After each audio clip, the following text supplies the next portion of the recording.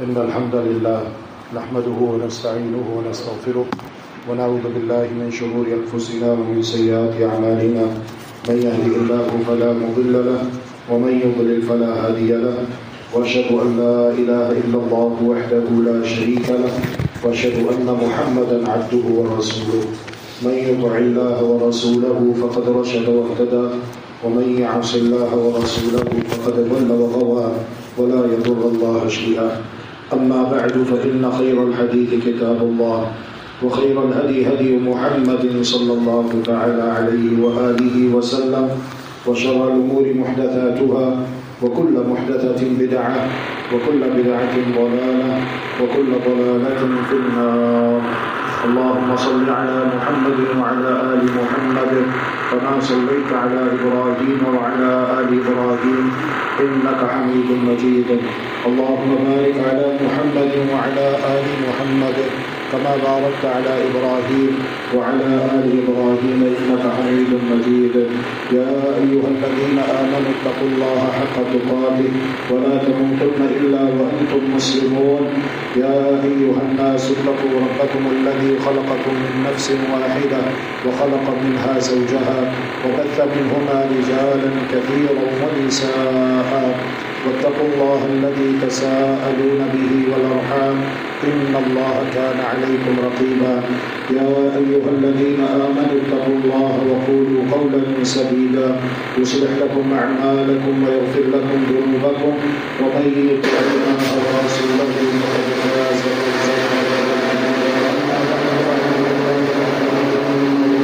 الكريم وسلطانه القديم من الشيطان الرجيم من همزه ونفخه ونفثه. بسم الله الرحمن الرحيم.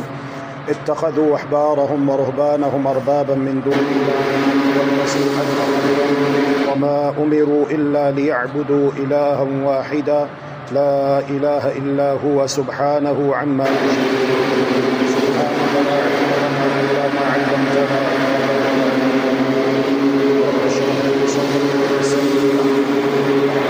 من لساني يفقه قولي واجعل لي وزيرا من أهلي رب زدني علما رب زدني علما رب زدني علما. اللهم إنا نسألك علما نافعا ورزقا طيبا وعملا متقبلا. اللهم أرنا الحق حقا وارزقنا اتباعه وأرنا الباطل باطلا وارزقنا اجتنابه. حضرات محترم، الحمدللہ ہم سب یہاں پر اللہ کے حکم کے مطابق اذان سے پہلے اللہ کے گھر میں مسجد میں آئے جمعۃ المبارک ادا کرنے کے لیے اور جمعۃ المبارک کا خطبہ سننے کے لیے. اس کی بہت زیادہ اہمیت ہے اور بہت زیادہ فضیلت ہے جو قرآن و حدیث میں بیان کی گئی ہے. جب آپ یہاں سے جمعۃ المبارک ادا کر کے باہر نکلیں گے، فرض کیجئے کہ یورپ سے کچھ لوگ ہمارے ملک پاکستان میں سیر و سیاحت کے لیے تفریح طبع کے لیے آئے. جمعۃ المبارک کے بعد 2 بجے کے قریب جب آپ سب باہر نکلیں گے تو وہ یہاں سے گزرتے ہوئے لوگوں کا ہجوم اور لوگوں کا جمع غفیر دیکھتے ہیں، ٹھہر جاتے ہیں، سوال پوچھتے ہیں کہ اتنے سارے لوگ یہاں سے نکل کر خیریت سے جا رہے ہیں. تو بتانے والا انہیں بتاتا ہے کہ یہ اسلامک سینٹر ہے، یہ ہم مسلمانوں کی مسجد ہے، عبادت گاہ ہے، تو ہم اللہ کی عبادت کر کے یہاں سے جا رہے ہیں. پھر وہ پوچھنے والا پوچھتا ہے ہمیں بتائیے کہ یہاں پہ جو آپ کے اسلامک اسکالر ہیں وہ کون ہیں؟ الغرض آپ انہیں اندر لے آتے ہیں اور وہ ہمارے ساتھ بیٹھتے ہیں، گفتگو ہوتی ہے. گفتگو میں ایک اہم بات وہ ہمارے سامنے یہ رکھتے ہیں کہ آپ لوگ مسلمان ہیں، ہم نان مسلم ہیں. ہم چاہتے ہیں کہ ہمیں اسلام کے بارے میں آپ کوئی ایک کتاب ایسی دیں جس پر کم از کم آپ مسلمانوں کا اتفاق ہو. تو جو کتاب میں ان کے لیے منتخب کروں گا یقیناً آپ میں سے بھی کسی کو اس کے اوپر کوئی اعتراض نہیں ہوگا، خواہ اس کا کوئی بھی فرقہ ہو، اس کا کوئی بھی اسکول آف تھاٹ ہو، اور وہ کتاب متفقہ طور پر جو ہم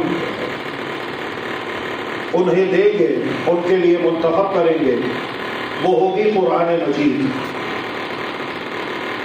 اب یہاں پر سوچئے کہ اگر انہوں نے ہم سے یہ سوال کر لیا تو ہمارے پاس کیا جواب ہوگا؟ کہ ہم چاہتے ہیں اسلام کے بارے میں پڑھنا، مطالعہ کرنا، ہدایت حاصل کرنا، اور حصول ہدایت کے لیے آپ نے ہمیں یہ کتاب دی قرآن مجید۔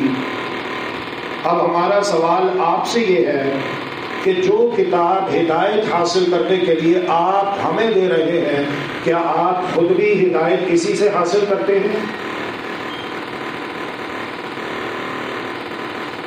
یہاں پر آ کر پھر کہیں ایسا نہ ہو کہ ہم میں سے بہت سو کو شرمندہ ہونا پڑے، دوسرے کو دینے کی باری آئے تو ہم قرآن مجید دیتے ہیں، لیکن جب خود ہدایت حاصل کرنے کی باری ہو تو کیا واقعتاً ہم قرآن مجید ہی سے ہدایت حاصل کر رہے ہیں؟ سب مسلمانوں کو لا الہ الا اللہ محمد الرسول اللہ صلی اللہ علیہ وآلہ وسلم کلمہ طیبہ کا اقرار کرنے والوں کو سنجیدگی کے ساتھ سوچنا چاہیے۔ انسان، میں اور آپ، دو چیزوں کا مجموعہ ہے، ایک ہمارا جسم ہے اور دوسری ہماری روح ہے۔ انسان دو چیزوں کا مجموعہ ہے، ایک جسم ہے اور دوسری روح ہے۔ جسم کی خوراک کا بندوبست اللہ ذوالجلال والاکرام نے زمین سے کر دیا۔ جتنی بھی ہماری جسمانی ضروریات ہیں، کھانا ہے، پینا ہے، رہن سہن ہے، بود و باش ہے، اشیاء خورد و نوش ہے، مأکولات، مشروبات، ملبوسات، ان تمام چیزوں کا بندوبست اللہ تبارک و تعالی نے زمین سے کر دیا۔ لیکن جو ہماری روح ہے، اس کی خوراک اللہ تبارک و تعالی نے آسمانوں سے نازل فرمائی ہے۔ دوبارہ غور کیجئے، ہم نے کہا کہ انسان دو چیزوں کا مجموعہ ہے، ایک جسم اور دوسرا روح۔ جسمانی ضرورتیں اللہ رب العالمین نے زمین سے پوری فرما دی، اور جہاں تک تعلق ہے ہماری روح کا، اس کی جو خوراک ہے وہ اللہ رب العالمین نے خود آسمانوں سے نازل فرمائی ہے۔ اگر یہ نقطہ ہمیں سمجھ آ جائے تو ہمارے بہت سارے مسائل حل ہو سکتے ہیں انشاءاللہ بإذن اللہ عز و جل۔ سورہ توبہ میں، سورہ توبہ، یہ حوالہ آپ یاد رکھیے، کیونکہ ہم سب یہاں پر سیکھنے اور سکھانے کی غرض سے بیٹھے ہیں، آئے ہیں۔ سورہ توبہ قرآن مجید کی سورتوں میں سے ایک سورت ہے۔ اردو زبان میں بھی یہ لفظ استعمال ہوتا ہے، توبہ کرو، استغفار کرو، اللہ کی بارگاہ میں رجوع کرو۔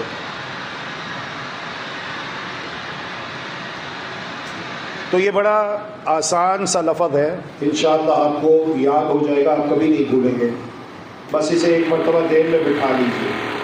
توبہ قرآن مجید کی سورتوں میں سے ایک سورت کا نام ہے سورہ توبہ۔ سورہ توبہ میں اللہ ذوالجلال والاکرام مالک الملک والعلام ارشاد فرما رہا ہے، اعوذ باللہ من الشیطان الرجیم، بسم اللہ الرحمن الرحیم، اتخذوا احبارهم ورهبانهم اربابا من دون اللہ والمسیح ابن مریم وما امروا الا ليعبدوا الها واحدا لا الہ الا هو سبحانہ عما یشرکون۔ یہود و نصارہ کی بات ہو رہی، کہ انہوں نے اپنے بڑوں کو، اپنے احبار اور رہبان کو، اپنے درویشوں کو، اپنے بزرگوں کو، اپنے مولویوں کو اللہ کے سوا رب بنا لیا۔ بات سمجھ رہے ہیں؟ اللہ ذو الجلال والاکرام کیا ارشاد فرما رہا ہے کہ انہوں نے اپنے احبار اور رہبان کو، اپنے مذہبی پیشواؤں کو اللہ کے مقابلے میں رب بنا لیا۔ والمسیح ابن مریم، اور مسیح ابن مریم کو بھی۔ وما امروا الا ليعبدوا الها واحدا، حالانکہ انہیں یہ حکم دیا گیا تھا کہ تم ایک ہی معبود برحق کی عبادت کرو، عبادت کرو ایک ہی معبود برحق۔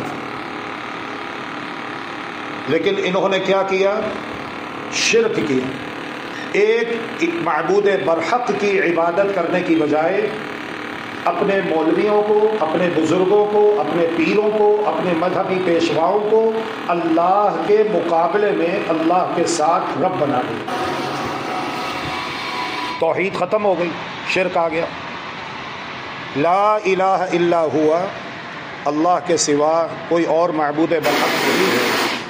سبحانہ عما یشرکون، پاک ہے وہ اللہ ان تمام باتوں سے جو یہ اس کے ساتھ شرک کرتے ہیں۔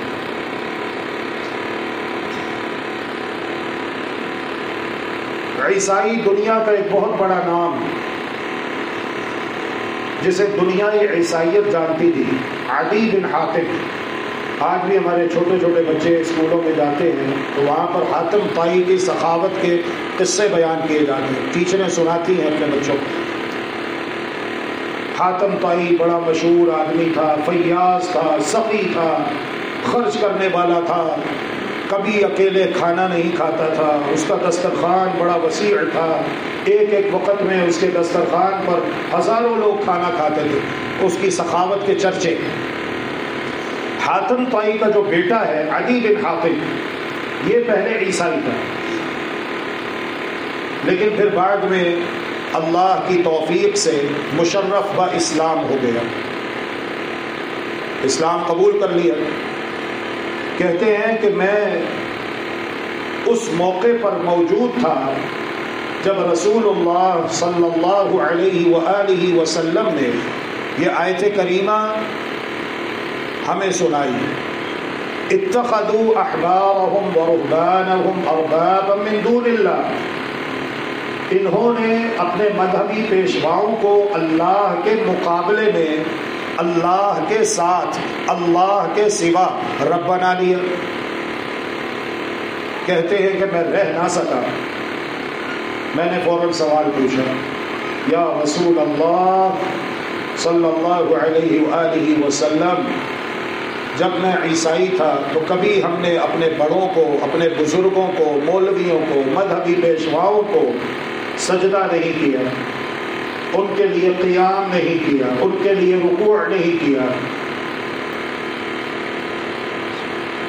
قرآن تو برحق ہے، قرآن مجید تو لا ریب کتاب ہے، تو پھر اس بات کا مطلب سمجھا دیجئے کہ اللہ ذو الجلال والاکرام ارشاد فرما رہا ہے، اتخذوا احبارهم ورهبانهم اربابا من دون اللہ، انہوں نے اپنے احبار و رہبان کو اللہ کے مقابلے میں رب بنا لیا۔ یہ رب بنانے کا مطلب سمجھا دیجئے کہ کیسے رب بنایا۔ اللہ اکبر، اللہ اکبر۔ سمجھانے والے محمد الرسول اللہ صلی اللہ علیہ وآلہ وسلم ہو تو بات کیسے سمجھ میں نہیں آئی؟ آپ بھی توجہ کیجئے، انشاءاللہ آپ کی سمجھ میں بھی آ جائے گی۔ اور اسے سمجھنا آج کے دور میں بہت ضروری ہے، کیونکہ فتنوں کا دور ہے، جگہ جگہ پر ایمان کے ڈاکو، دین کے ڈاکو، توحید کے ڈاکو اپنے جال بچھائے ہوئے، مختلف روپ، مختلف بھیس بدل بدل کے کہ کسی طریقے سے ان سے ایمان چھین لیں، ان کے اسلام کو برباد کر دیں، ان کی توحید کو تار تار کر دیں، کسی طریقے سے انہیں شرک میں، بدعات میں، جاہلانہ رسومات میں، خرافات میں مبتلا کر دیں، کیونکہ اسلام اکیلا ایک طرف ہے اور اسلام کے مقابلے میں 5 بڑی طاقتیں دنیا میں کام کر رہی ہیں۔ آپ کو پتہ ہو یا نہ ہو، آپ مزے سے کھائیں پئیں سو جائیں، لیکن آپ کے پرواہ نہ کرنے سے کوئی فرق نہیں پڑتا۔ یہ طاقتیں اپنا کام کر رہی ہیں، اپنا ایجنڈا پورا کرنے میں لگی ہوئی ہیں۔ یہ 5 بڑی طاقتیں، ایک یہودی، دوسرے عیسائی، تیسرے مجوسی، آتش پرست، آگ کے پجاری، چوتھے سیکولر طبقہ، بے دین بیزار طبقہ، ماڈرن، آزاد رہنے والے، کسی قسم کی پابندیوں کو، حدود و قیود کو قبول نہ کرنے والے، والذین اشرکوا، اور 5ویں ہیں مشرک، شرک کرنے والے۔ یہ 5 طاقتیں کام کر رہی ہیں۔ ان کا ایجنڈا یہ ہے کہ ہم نے اسلام کو ختم کرنا، اسلام کو صفحہ ہستی سے مٹانا ہے۔ یہ یہودی نہ بھی بنے، عیسائی نہ بھی بنے، ہندو نہ بھی بنے، لیکن ہم نے انہیں مسلمان بھی نہیں رہنے دینا، اور اس پر وہ کام کر رہے ہیں۔ لیکن مسلمان غافل ہیں، مسلمانوں کو ان باتوں کا ادراک نہیں ہے، الا ماشاء اللہ 1000 میں کوئی 1-2 آپ کو ملیں گے اللہ کے نیک بندے جو ان باتوں کو سمجھتے ہیں، جنہیں ان باتوں کا احساس ہے۔ سب سے بڑا دشمن انسان کا وہ شیطان ہے، ابلیس ہے،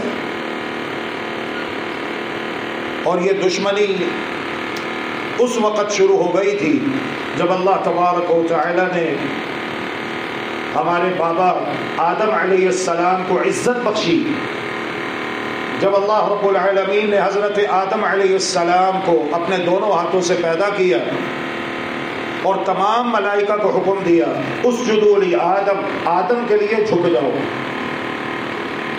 فسجد الملائکۃ کلہم اجمعون الا ابلیس استکبر وکان من الکافرین، تمام فرشتے جھک گئے سوائے ابلیس کے، اس نے تکبر کیا، انکار کیا، اور وہ کافروں میں سے ہو گئے۔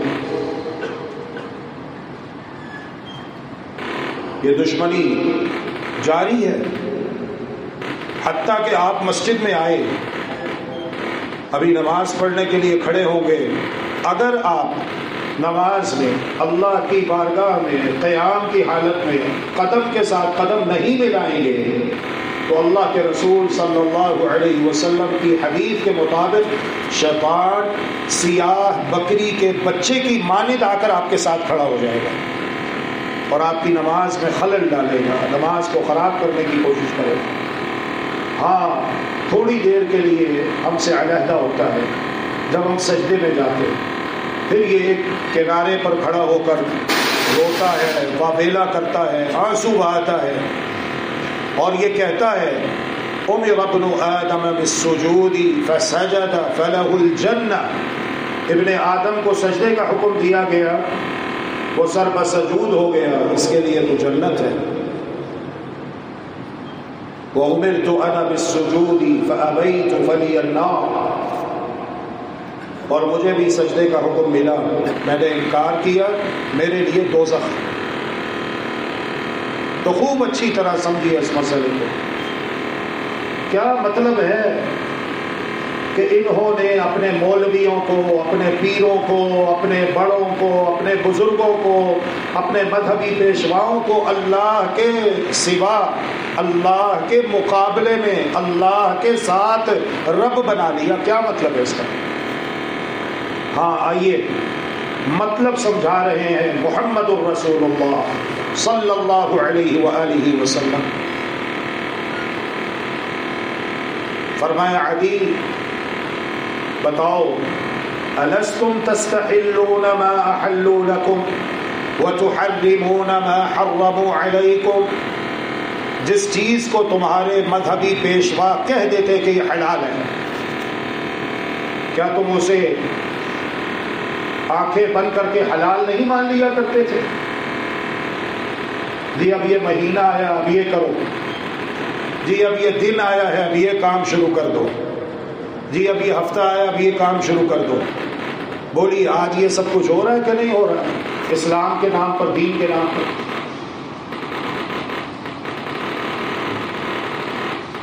اے عدی، کیا تم نے کبھی اپنے مذہبی پیشواؤں سے پوچھا کہ جس چیز کو آپ حلال کہہ رہے ہیں اس کا حلال ہونا وحی الہی سے، اللہ رب العالمین کی نازل کردہ شریعت سے ثابت کیجیے، کیونکہ دین وہ نہیں ہے جو لوگوں نے زمین پر اپنے لیے بنا لیا۔ بات سمجھ رہے ہیں؟ اسلام وہ نہیں ہے جو لوگوں نے خود اپنے لیے زمین پر ڈیزائن کیا ہوا ہے۔ مختلف فرقے ہیں، مختلف مذہب ہیں، ہر مذہب والے نے اپنا اپنا عبادت کا طور طریقہ مقرر کیا ہوا ہے، ہر فرقے نے اپنے اپنے سلسلے بنائے ہوئے۔ دین یہ نہیں ہے، دین وہ ہے جو اللہ ذو الجلال والاکرام نے آسمان سے نازل کیا ہے، دین وہ ہے۔ دین اسلام زمین پر لوگوں کے اپنے بنائے ہوئے سلسلوں کا نام نہیں ہے۔ جی ہاں یا رسول اللہ، بالکل، جس چیز کو ہمارے مذہبی پیشوا کہہ دیتے یہ حلال ہے، ہم آنکھیں بند کر کے اسے حلال مان لیتے۔ ہم نے کبھی ان سے دلیل کا مطالبہ نہیں کیا، دلیل کا تقاضا نہیں کیا۔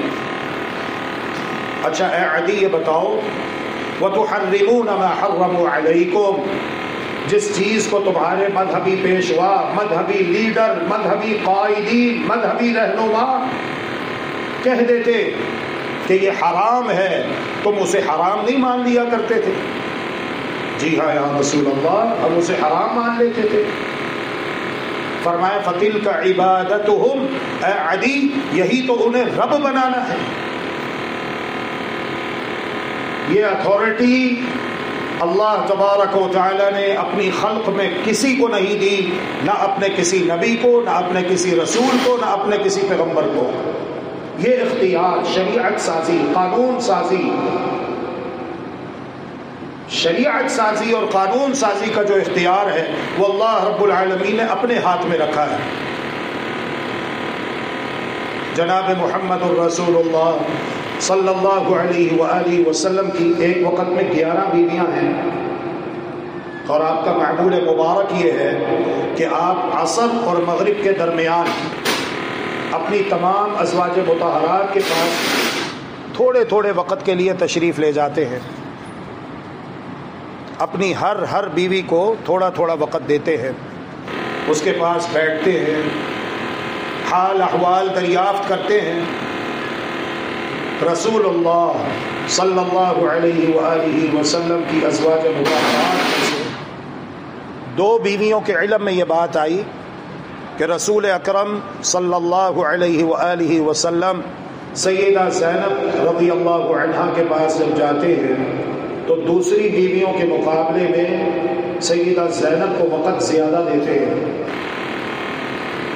تو ان دونوں بیویوں نے ایک بات طے کر لی، جب اللہ کے رسول آپ کے پاس آئے تو آپ نے بھی یہی کہنا ہے، اور جب میرے پاس تشریف لائیں گے تو میں بھی یہی کہوں گی، یا رسول اللہ کیا بات ہے، آج آپ کے منہ مبارک سے مغافیر کی بو آ رہی ہے۔ مغافیر ایک جڑی بوٹی کا نام ہے۔ یا رسول اللہ کیا بات ہے، آج آپ کے منہ مبارک سے مغافیر کی بو آ رہی ہے۔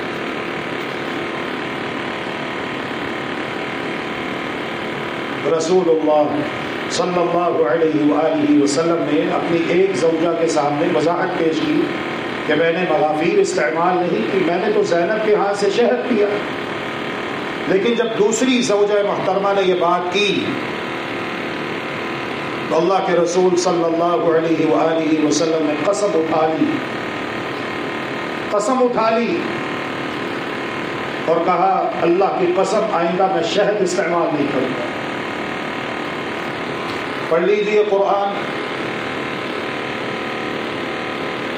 28واں پارہ ہے، حوالہ نوٹ کریں، یاد کریں تاکہ کسی کو بتانے سمجھانے کے قابل ہو سکے۔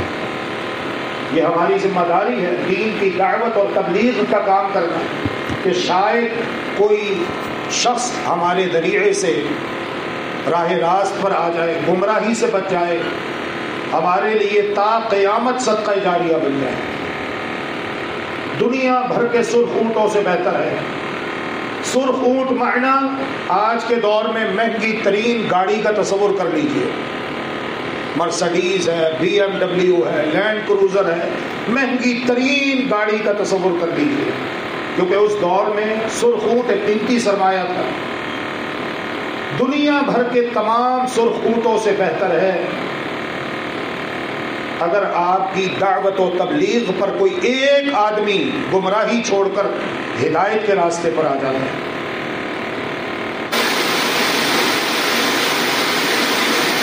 قرآن مجید کی آیت ہے، اعوذ باللہ من الشیطان الرجیم، بسم اللہ الرحمن الرحیم، یا ایہا النبی لم تحرم ما احل اللہ لک تبتغی مرضات ازواجک واللہ غفور رحیم۔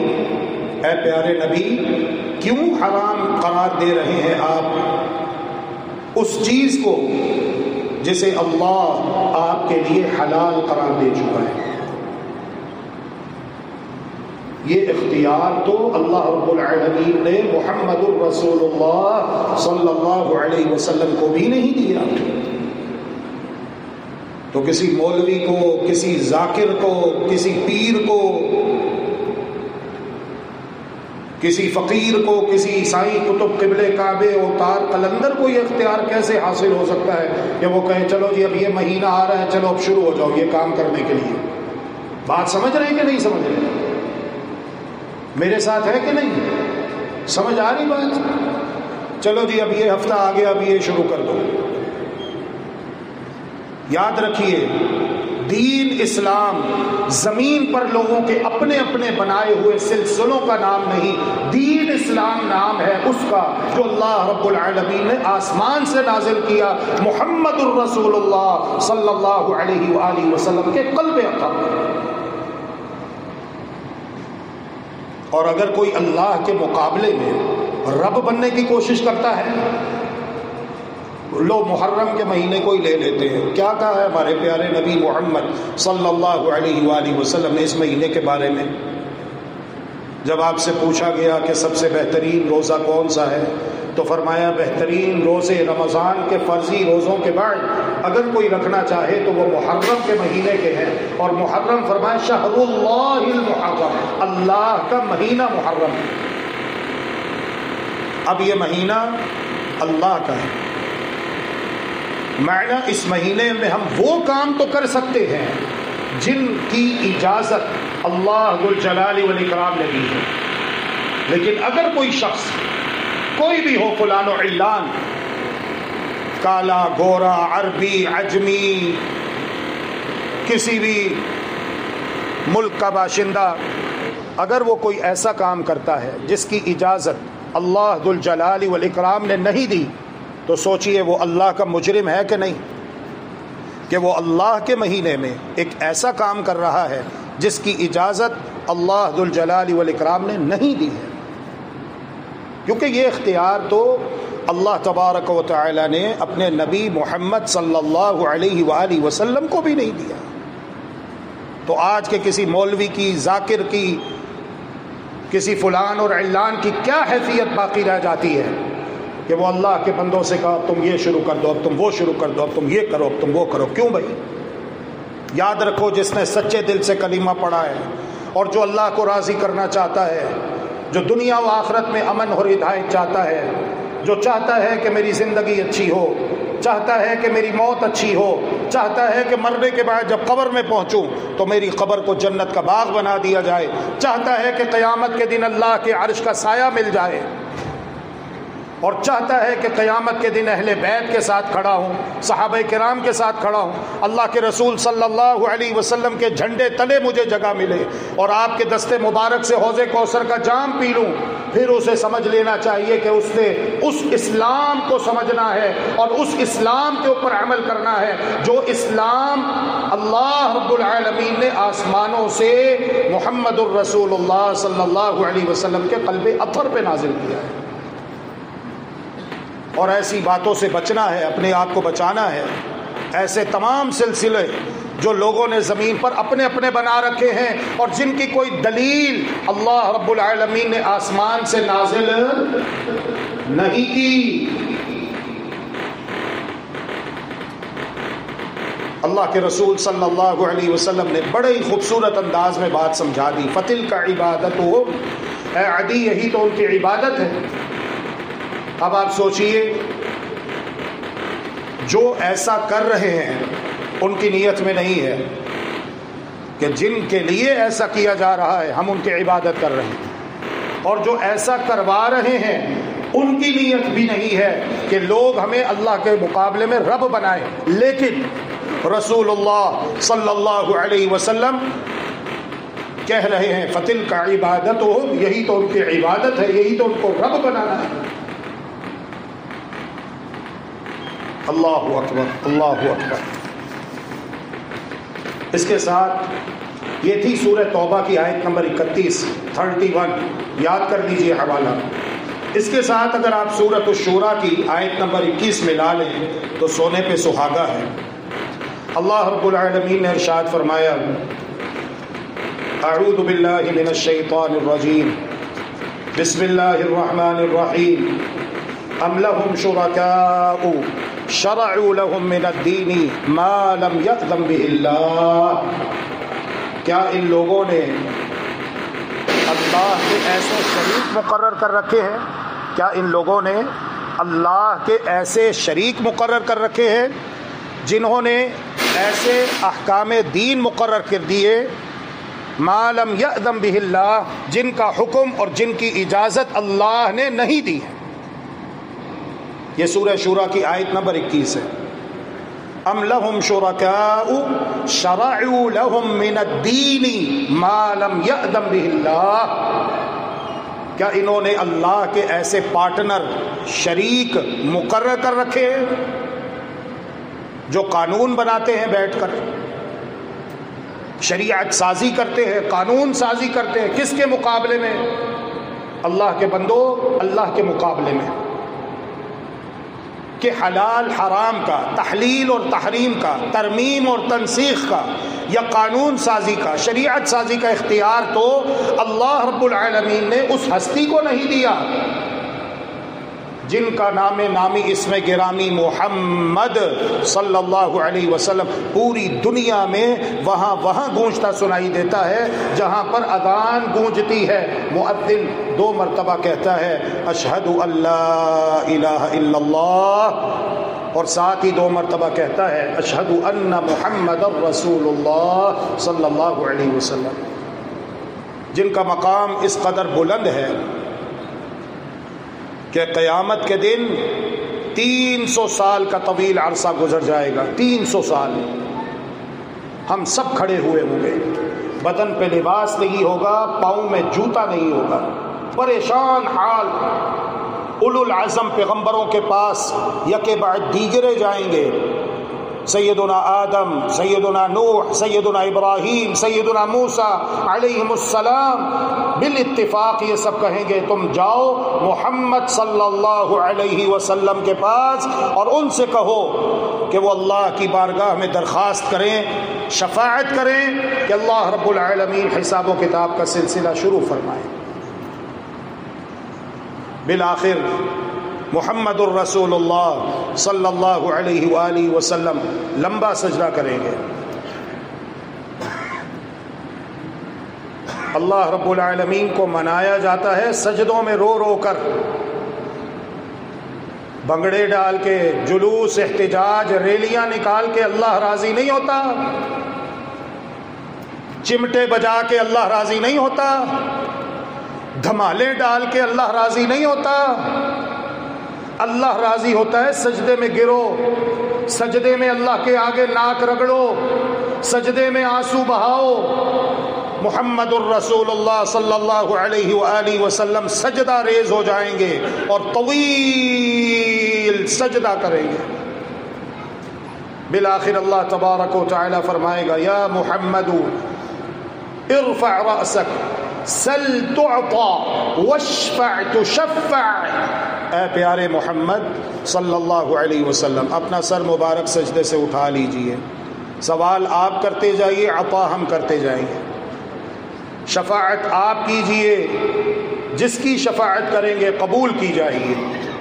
اور آپ اہل شرک کی شفاعت نہیں کریں گے، اہل بدعت کی شفاعت نہیں کریں گے، اہل توحید کی شفاعت کریں گے. سنت کے مطابق زندگی بسر کرنے والوں کے لیے شفاعت ہوگی، مشرک اور بدعتی کے لیے شفاعت نہیں ہوگی. کتنا بلند مقام ہے.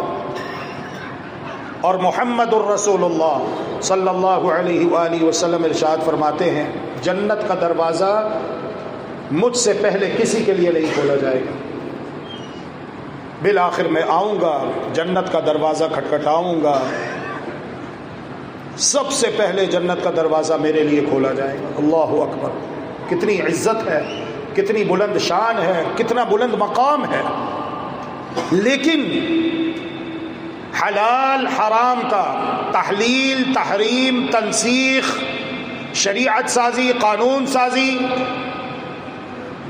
عبادات کے طور طریقے مقرر کرنے کا اختیار اور یہ اتھارٹی اللہ رب العالمین نے محمد الرسول اللہ صلی اللہ علیہ وآلہ وسلم کو بھی عطا نہیں کی ہے. کچھ لوگ آئے، انہوں نے سوالات پوچھے، روح کے بارے میں سوال پوچھے. جو انسان کے جسم کے اندر روح ہے یہ کیا ہے؟ دیکھتے ہی دیکھتے انسان تھوڑا سا ایسے ایسے ہوتا ہے، اس کی جان نکل جاتی ہے، جسم زمین پہ رہ جاتا ہے، روح نکل جاتی ہے. نہ دیکھتا ہے، نہ بولتا ہے، نہ جواب دیتا ہے، نہ بیٹھ سکتا ہے، نہ کھڑا ہو سکتا ہے. روح کے نکلنے کی دیر ہے، قصہ تمام. یہ روح ہے کیا؟ روح کی حقیقت بتائیے. اور بھی انہوں نے 2-3 سوال پوچھے.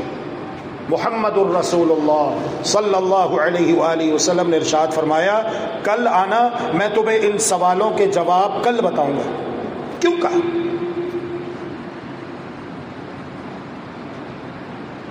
اس لیے کہ دین اسلام نام ہے اس چیز کا جو اللہ ذو الجلال والاکرام نے اوپر آسمانوں سے نازل کی، جو زمین پہ لوگوں کے اپنے بنائے ہوئے سلسلے. اللہ اکبر. وہی ابو لہب، سگا چچا جس نے ثویبہ لونڈی کو بھی آزاد کر دیا تھا، جو خوشخبری لے کر آئی تھی کہ عبداللہ کے ہاں بیٹا پیدا ہوا ہے، اس نے انگلی کے اشارے سے لونڈی کو آزاد کر دیا تھا. ثویبہ اس کا نام تھا لونڈی کا. لیکن آج کیا ہو گیا؟ وہ جشن منانے والا ابو لہب، وہ جشن میلاد منانے والا ابو لہب، جشن ولادت ملانے والا ابو لہب آج پیچھے پیچھے ہے اور آگے آگے محمد مصطفیٰ صلی اللہ علیہ وسلم جا رہے ہیں. آپ لوگوں کو اللہ کا قرآن سنا رہے ہیں، توحید کی دعوت دے رہے ہیں، اور یہ پتھر مار رہا ہے، لیفٹ رائٹ والوں کو کہہ رہا ہے خبردار ان کی باتوں میں نہ آ جانا. یہ اپنے باپ دادا کے دین سے منحرف ہو چکے ہیں. یہ ماں بیٹے کے درمیان لڑائی کروا دیتے ہیں. یہ ساحر ہے، یہ شاعر ہے، یہ کاہن ہے، یہ مجنون ہے، نعوذ باللہ، جس طرح کے قرآن مجید میں لکھا ہوا ہے.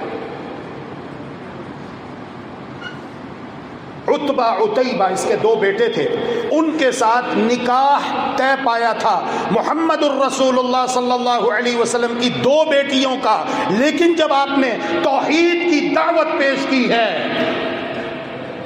ابو لہب اپنے بیٹوں کے پاس آتا ہے، میرا تمہارے ساتھ بول چال حرام، میرے لیے کھانا حرام، میرے لیے پینا حرام، میرے لیے سونا حرام، جب تک تم محمد کی 2 بیٹیوں کو طلاق نہیں دے دیتے صلی اللہ علیہ وسلم. آج جس کی ایک بیٹی طلاق لے کر گھر آ جائے نا، اسے لگ پتا جاتا ہے.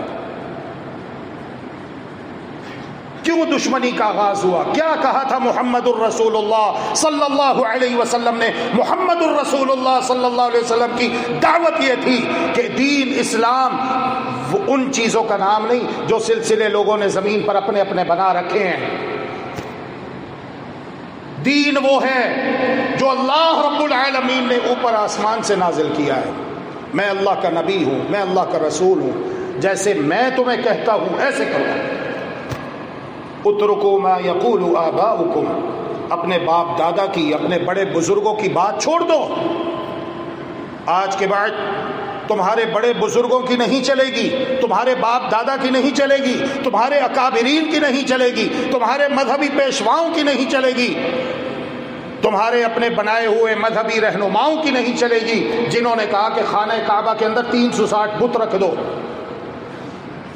سبحان اللہ، اللہ کا گھر بیت اللہ شریف، خانہ کعبہ، مذہبی پیشواؤں کے کہنے پر، اس دور کے مولویوں کے کہنے پر، اس دور کے لیڈروں کے کہنے پر خانہ کعبہ کے اندر 360 بت رکھوا دیے گئے. اور خانہ کعبہ کی چھت کے اوپر 4 بڑے بت رکھے، حبل، لات، منات، عزا.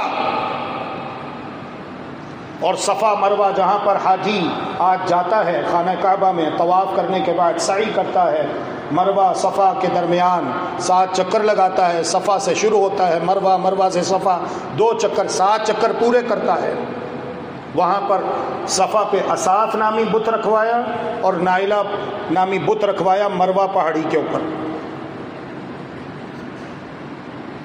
محمد الرسول اللہ صلی اللہ علیہ وسلم نے کاری ضرب لگائی، ان کے فاسد عقیدوں کے اوپر توحید کی دعوت پیش کی. ایک اللہ عبادت کے لائق ہے، اس کی عبادت کرو ایسے جیسے میں محمد اللہ کا رسول تمہیں کہتا ہوں. چھوڑ دو یہ اپنے بنائے ہوئے سلسلے سارے، آؤ اس دین پر جو اللہ نے نازل کیا ہے. ابو لہب کہتا ہے اس دعوت کو سننے کے بعد سب سے پہلے اس نے مخالفت کی تھی، بدبخت نے. کہتا ہے تبا لک یا محمد لہذا جمعتنا نعوذ باللہ من ذلک، نقل کفر کفر نہ باشد، تو تباہ و برباد ہو جائے اے محمد، کیا تو نے اس لیے ہمیں یہاں پر جمع کیا؟ نعوذ باللہ من ذلک.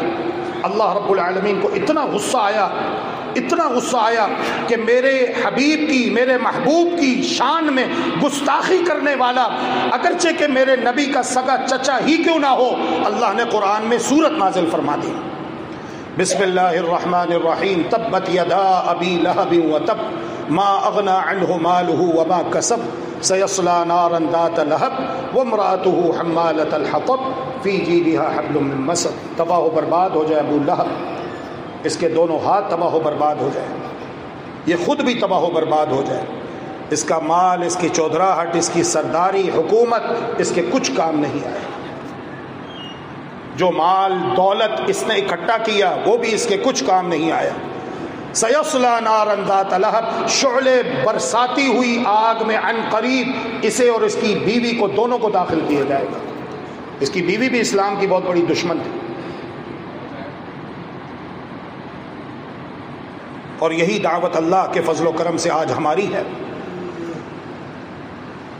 ہم آپ سے یہی کہتے ہیں قرآن اور حدیث کی روشنی میں، اے اللہ کے بندو، اے ہمارے مسلمان بھائیوں اور بہنوں، اللہ کے لیے موت سے پہلے پہلے اس بات کو سمجھ لو اور اس کے مطابق اپنا عقیدہ بنا لو کہ دین اسلام وہ نہیں جو لوگوں نے زمین کے اوپر اپنے اپنے سلسلے بنا رکھے ہیں، بلکہ دین اسلام اس چیز کا نام ہے جو اللہ رب العالمین نے اوپر آسمان سے نازل کی، محمد الرسول اللہ صلی اللہ علیہ وآلہ وسلم.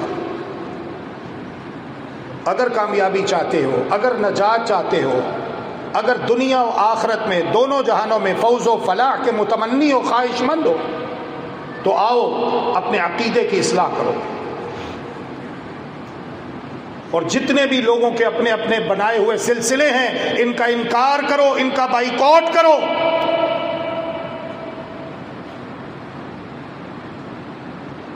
کیا یہ حقیقت نہیں؟ اور سبحان اللہ، ایمانداری سے بتاؤ، یہ دعوت کیا پیار محبت کی دعوت ہے یا لڑائی جھگڑے کی اختلاف کی بات ہے؟ سبحان اللہ، اس سے پیاری، اس سے میٹھی میٹھی، اس سے خوبصورت بات اور کیا ہو سکتی ہے؟ اللہ اکبر، آپ کے منہ میں گڑ شکر، یہ تو بڑی پیاری بات ہے، یہ تو بڑی خوبصورت بات ہے، دعوت اتحاد و اتفاق ہے۔ آؤ اے لوگو، وَاعْتَصِمُوا بِحَبْلِ اللَّهِ جَمِيعًا وَلَا تَفَرَّقُوا، اپنے اپنے سارے سلسلے چھوڑ کر اللہ کی رسی کو مضبوطی سے تھام لیں اور فرقہ واریت کے ناسور سے اپنے آپ کو بچا لیں۔ فرقہ واریت سے بچ جاؤ، تفرقے سے بچ جاؤ، گروہ بندی میں مبتلا نہ ہو۔ ہمارا رب ایک، ہمارے نبی ایک، ہمارا قرآن ایک، ہمارا قبلہ ایک۔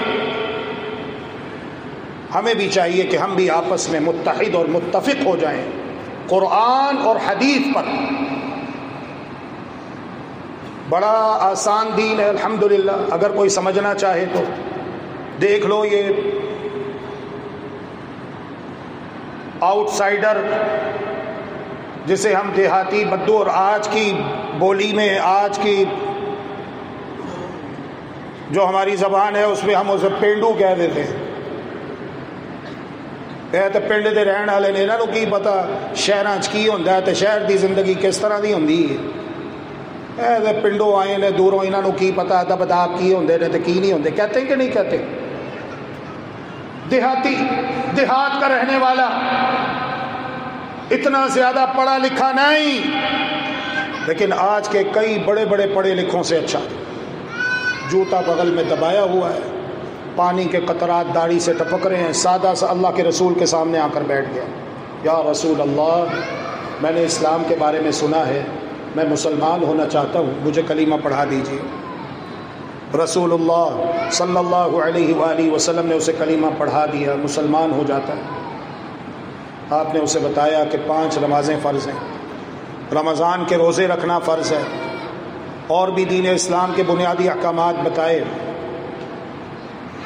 جانے سے پہلے وہ کہتا ہے اپنے عقیدے کا اظہار کرتے ہوئے، والذی بعثک بالحق، اس ذات کی قسم اٹھا کر کہتا ہوں جس نے آپ کو حق کے ساتھ مبعوث کیا ہے، لا ازید علی ھذا ولا انقص، جتنا دین آپ نے دے دیا اتنے ہی دین کے اوپر عمل کروں گا، اس میں اپنے پاس سے نہ کوئی اضافہ کروں گا نہ کوئی کمی کروں گا۔ سبحان اللہ، یہی ہماری دعوت ہے، یہی آج کے خطبہ جمعۃ المبارک کا خلاصہ ہے۔ اللہ کی قسم، لڑائی جھگڑا کوئی نہیں، فرقہ واریت کوئی نہیں، لوگوں کو دین مذہب کے نام پہ آپس میں لڑانے والی بات کوئی نہیں، معاشرے میں انتشار پھیلانا مقصود نہیں، مقصود درد دل سے اس بات کو سمجھانا ہے۔ کاش کہ آپ کے دلوں میں یہ بات اتر جائے کہ دین کسے کہتے ہیں۔ اللہ کے بندو، دین زمین پر لوگوں کے اپنے اپنے بنائے ہوئے سلسلوں کا نام نہیں، دین وہ ہے جو محمد مصطفیٰ صلی اللہ علیہ وآلہ وسلم کے 2 پیارے گلاب جیسے خوبصورت ہونٹوں کے درمیان شہد سے میٹھی مبارک زبان سے ادا ہوا دین اسلام اسے کہتے ہیں۔ جو آپ نے کہا وہ دین ہے، جو آپ نے کیا وہ دین ہے، جو آپ نے نہیں کہا نہیں کیا ساری دنیا کرنا شروع کر دے، ہم کبھی بھی اسے دین نہیں کہہ سکتے، وہ دین نہیں ہو سکتا۔ دین وہ ہے جو مکہ مدینہ سے آیا، دین وہ ہے جو اللہ رب العالمین نے محمد الرسول اللہ صلی اللہ علیہ وسلم کے قلب اطہر پہ نازل کیا۔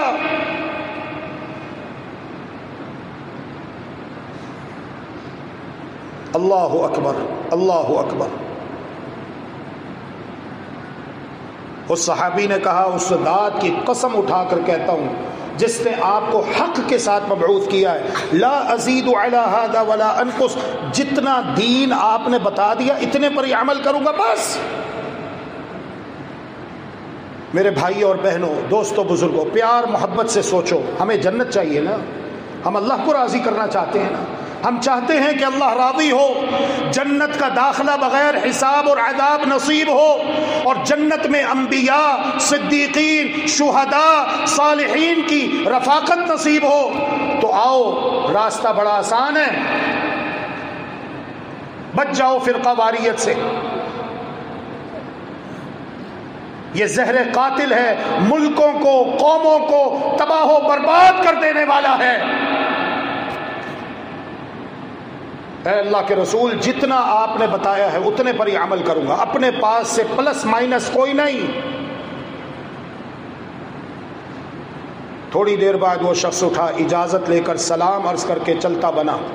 فلما ولا ظہرہ، صحیح بخاری کی روایت ہے، جب وہ شخص واپس جانے کے لیے مڑا، محمد الرسول اللہ صلی اللہ علیہ وآلہ وسلم نے ارشاد فرمایا، من سرہ ان ينظر الى رجل من اہل الجنة فلينظر الى هذا۔ اے میرے ساتھیو، اگر تمہاری خواہش ہو کہ تم دنیا میں اپنے درمیان کسی چلتے پھرتے جنتی کو دیکھو، اسے دیکھ لو، یہ جنتی شخص جا رہا ہے۔ سبحان اللہ، کتنی آسان ہے جنت، اور ہم کتنی مشکل بنائے بیٹھے ہیں۔ جنت کا حصول کتنا آسان ہے۔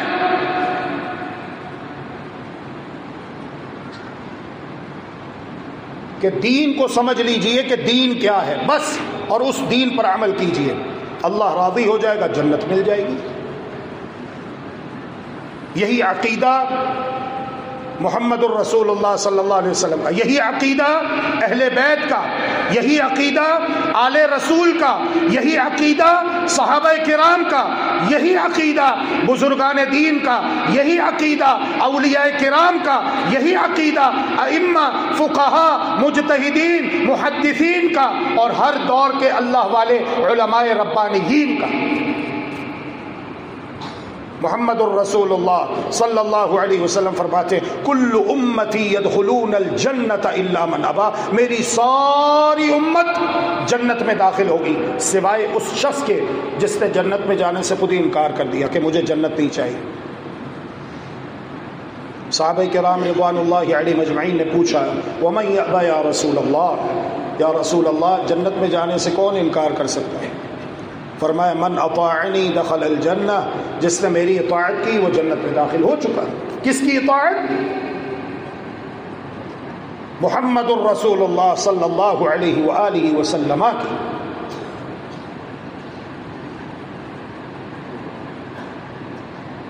جس نے میری اطاعت کی وہ جنت میں داخل ہو چکا۔ سبحان اللہ، فعل ماضی کا صیغہ ہے، حالانکہ ابھی قیامت میں قائم ہونا ہے، حساب و کتاب ہونا ہے، لیکن کتنی بڑی خوشخبری ہے۔ ومن عصانی، اور جس نے میری نافرمانی کی، میرے راستے کو، میرے طریقے کو، میرے لائے ہوئے دین کو چھوڑ دیا، فقد ابا، اس نے انکار کیا کہ مجھے جنت نہیں چاہیے۔ اللہ تبارک و تعالی سے دعا ہے کہ اللہ رب العالمین ہم سب کو اپنے عقائد کی اصلاح کی توفیق عطا فرمائے۔ عقیدہ بنیاد ہے، نماز سے پہلے، روزے سے پہلے، زکوٰۃ سے پہلے، حج سے پہلے عقیدہ ہے۔ عقیدے کی اصلاح یہ از حد ضروری ہے۔ اگر عقیدہ درست ہے تو عبادات بھی اللہ رب العالمین کی بارگاہ میں قابل قبول ہے، اور اگر عقیدہ درست نہ ہو تو انسان کی عبادات رائیگاں چلی جاتی ہیں۔ اللہ رب العالمین ہم سب سے راضی ہو اور ہم سب کا حامی و ناصر ہو، اور موت سے پہلے پہلے اپنے عقیدے کو درست کرنے کی توفیق عطا فرمائے، توحید اور سنت کا بیش بہا قیمتی خزانہ عطا فرمائے، اور ہر قسم کے کفر، شرک، بدعات، خرافات سے، الحاد اور زندقے سے ہمیں محفوظ و مامون رکھے۔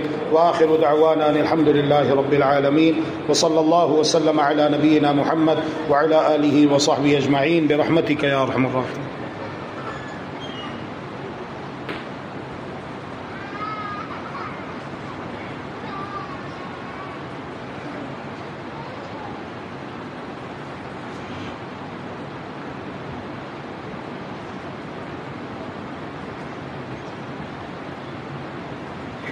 بسم اللہ الرحمن الرحیم، الحمد للہ رب العالمین، والعاقبۃ للمتقین، ولا عدوان الا علی الظالمین، والصلاة والسلام علی اشرف الانبیاء والمرسلین، نبینا وحبیبنا وامامنا وقدوتنا وقرۃ اعیننا وقائدنا محمد وعلی آلہ وصحبہ اجمعین برحمتک یا ارحم الراحمین۔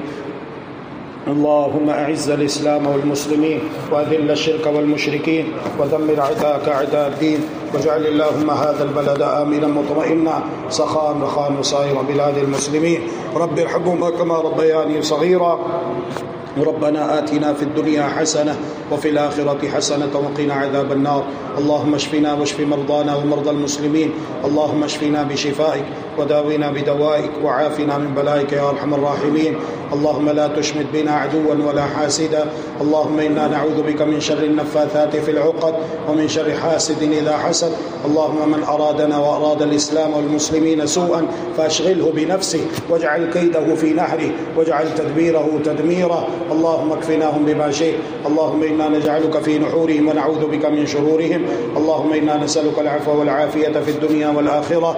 اللهم إنا نسألك العفو والعافية في ديننا ودنيانا وأهلنا ومالنا. اللهم استر عوراتنا وآمن روعاتنا. اللهم احفظنا من بين أيدينا ومن خلفنا وعن أيماننا وعن شمائلنا ومن فوقنا ونعوذ بعظمتك أن نغتال من تحتنا. ربنا هب لنا من أزواجنا وذرياتنا قرة أعين واجعلنا للمتقين إماما. رب ارحمهما كما ربياني صغيرا. ربنا آتنا في الدنيا حسنة وفي الآخرة حسنة وقنا عذاب النار. سبحان ربك رب العزة عما يصفون وسلام على المرسلين والحمد لله رب العالمين. بسم الله الرحمن الرحيم. الحمد لله رب العالمين الرحمن الرحيم مالك يوم الدين. إياك نعبد وإياك نستعين. اهدنا الصراط المستقيم صراط الذين أنعمت عليهم غير المغضوب عليهم ولا الضالين.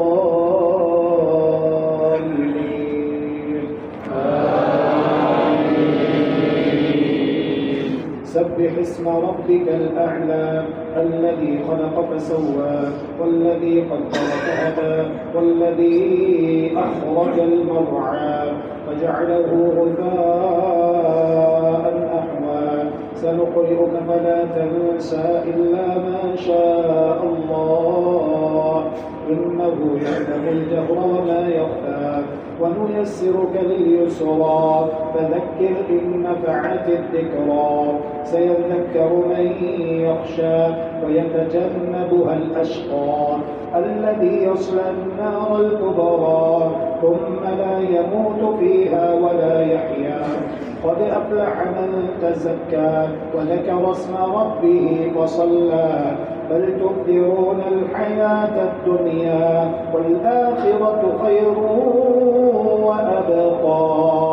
إن هذا لفي الصحف الأولى صحف إبراهيم وموسى. بسم الله الرحمن الرحيم. الحمد لله رب العالمين الرحمن الرحيم مالك يوم الدين. إياك نعبد وإياك نستعين. اهدنا الصراط المستقيم صراط الذين أنعمت عليهم غير المغضوب عليهم ولا الضالين.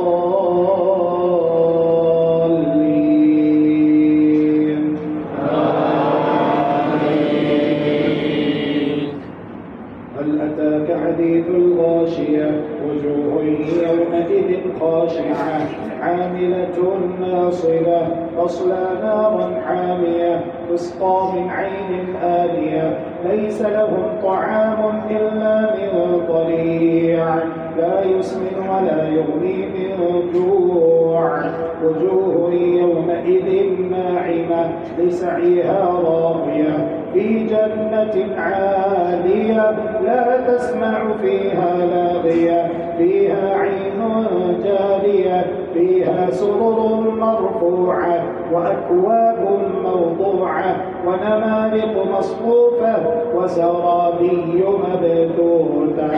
أفلا ينظرون إلى الإبل كيف خلقت وإلى السماء كيف رفعت وإلى الجبال كيف نصبت وإلى الأرض كيف سطحت. فذكر إنما أنت مذكر لست عليهم بمسيطر إلا من تولى وكفر فيعذبه الله العذاب الأكبر إن إلينا إيابهم ثم إن علينا حسابهم.